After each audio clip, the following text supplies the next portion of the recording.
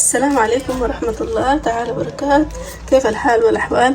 إن شاء الله كم بألف خير. اليوم يا إخواننا جيناكم بفيديو جديد اللي هي الشواء طريقة الباربيكيو بطريقة بسيطة وحلوة شديد ومن غير بهارات. يعني في بهارات طبعا بيشتروه من محلات الحلال أو مكانات الباكستان بتلقاها، لكن ممكن عادي يعني انت تختصر الحتة وتعمل البهارات في بيتك عادي.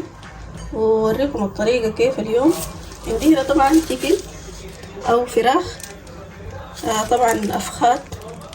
انا حافتحها معاكم عشان اوريكم انه تفتحها كيف عشان تقدر تشويها وما تحرق. بالنسبة لك انا طبعا مغسلاها بموية وملح وليمون، مغسلاها نظيفة شديد وكويسة، وحتى بطلع حتى الاوساخ اللي هنا. برضو طبعا في اوساخ هنا لازم تطلعها يعني وتغسله نظيف شديد.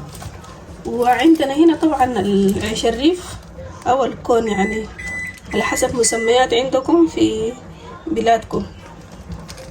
انا طبعا عندي هنا بهارات، عندي هنا توم وبصل، عندي جنزبيل، عندي كزبرة وملح وفلفل اسمر. عندنا هنا ليمون عصرة 3 قطعة بتاعت ليمونة، وعندي هنا برضو كوباية يعني صغيرة بتاع زيت سمسم او زيت زيتون على حسب اللي عندكم ليهم، ما بتفرق. فاوريكم انه كيف بنفتح يا اخواننا. طبعا الضحية قربت والناس بتحب اللحوم، وعلى حسب الطريقة دي يعني ممكن عادي تعملي بها حتى اللحمة برضه، يعني تعملي بيها اللحمة، تعملي بيها الفراخ، تعملي بيها السمك. التتبيلة دي يعني حلوة شديد. انا اوريكم ونقول بسم الله ونبدأ. اول حاجة طبعا بنفتحها كده، نفتحها كده طولية، ما حنفتحها شنو فتحات، يعني حنفتحها طولية. بسم الله. هنوريكم نفتحها كيف مع السكين اتجاهها واحد كده. حنفتحها كده، نفتحها كده. الفتحة دي كويسة خالص للتشيكن، لم ينتصل شنو بيجاي، اتصل معاها بيجاي عشان الشوي يكون كويس. بعدين البهارات ذاته بتخش جوا، فدي الطريقة ممكن نفتح بيها شنو التشيكن. افضل حاجة شايفين لما المخرومة بيجاي بتتشاف. بعد كده ممكن عادي تفصل هنا، يعني ممكن تفصل هنا تفصيلة تديها فصلات، لكن ما بيحتاج اصلا، يعني عادي نفصلها برضو لكن هو ما بيحتاج كده. بس دي الفتحة دي يعني كويسة خالص، بتدخل البهارات وحتى الملح. ممكن عادي تحويفها تاني برضو تديها الفتحات، برضو ممكن تفتحها لجوا كده عشان التتبيلة تخش معاك جوا وتديها فترة بتاع الزمن. وبعد ذلك نخلص ونرجع لكم بنفس الطريقة دي كلها. الثانية برضو هنوريكم ليها نفس الطريقة دي كلها شنو نكمل. يعني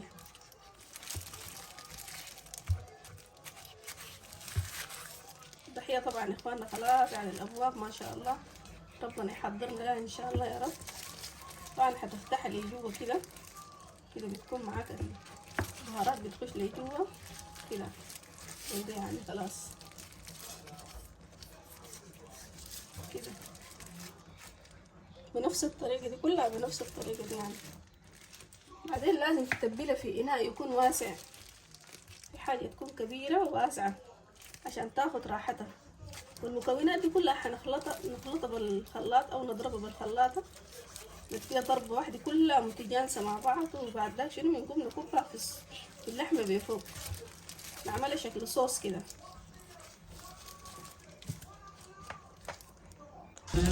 بعد كده شنو بعد ما قطعناه وخديناه في اناء واسع. انا عندي طبعا حوض عاملاه خاص للتتبيل بتاع الفراخ وتتبيل اللحم، عاملاه له خاص هتبله هنا. بعد كده شنو عندنا نجيب جك الخلاطة ونقوم ننزل بكل المكونات دي دفعة واحدة في الخلاط. بسم الله. نضيف عصير الليمون، نضيف الزيت كله برضو ما هنخلي منه ولا حبة. بعد كده شنو نقوم نقفله ونضربه بالخلاط ونرجع له. بعد ما ضربناه لازم تذوق الطعم يا اخواننا كيف برضو الطعم اهم شيء. التشيكن لازم يكون مطعم كويس، لازم يكون طعمه ملح والجنزبيل والليمون كله يعني يكون شنو، يكون ظابط فيه. كتروه عشان يبقى ظابط معاكم، والليمون اهم شيء. بعد كده نتبل ونخليه شنو ساعة او نص ساعة بالاقل، يعني ساعة او نص ساعة. بعد ذاك شنو نرجع لكم في لحظة الشواء. ده يا اخواننا بعد ما شنو تبلته كويس خلاص. طبعا قلت لكم اهم شيء الملح والليمون والجنزبيل، دي الاهم عنصر. لازم يكون طعم كويس، يعني الطعم لازم يكون حلو شديد عشان تقدر لما تشويه يكون حلو. ونشوفكم في لحظة الشوي تاني، نرجع لكم. يلا بعد كده نبدأ نوريكم طريقة الشواء. نحط البسطيل في المكنة، نفرشه كويس وطريقة تكون كويسة. يلا الفايدة بتاعت البسطيل شنو؟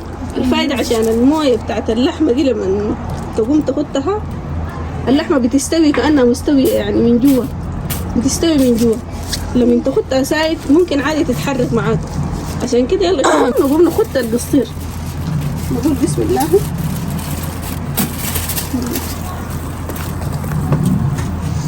طبعا ادينا اللحمة ساعة كاملة، فترة بتاع الساعة. بعد ذاك شنو رجعنا لكم.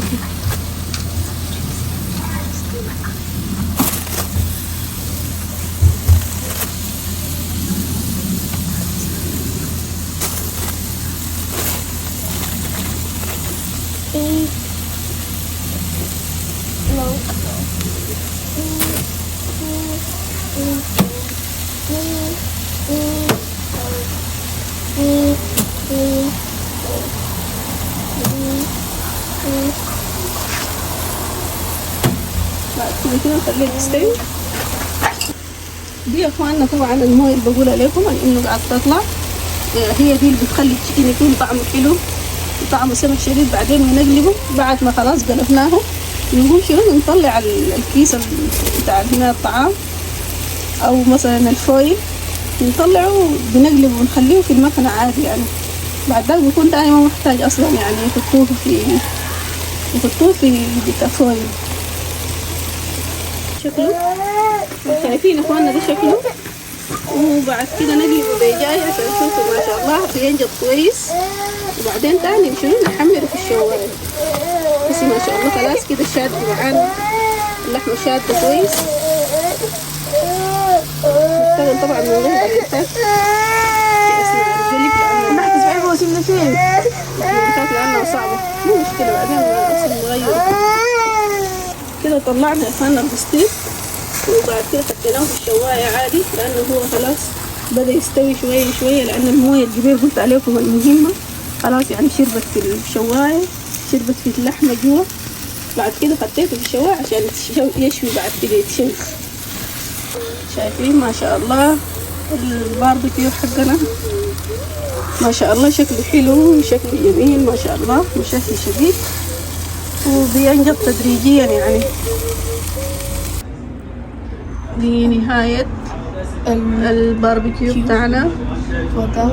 تسلموا كتير. ودي الحاجات طبعا الخضار، السلطة ملحناها، وحطينا الشطة خضراء بالدقوة السودانية وظبطنا يعني. ودي الضحية حقتنا مقدما لكم إن شاء الله، وتنيل إعجابكم يا رب العالمين.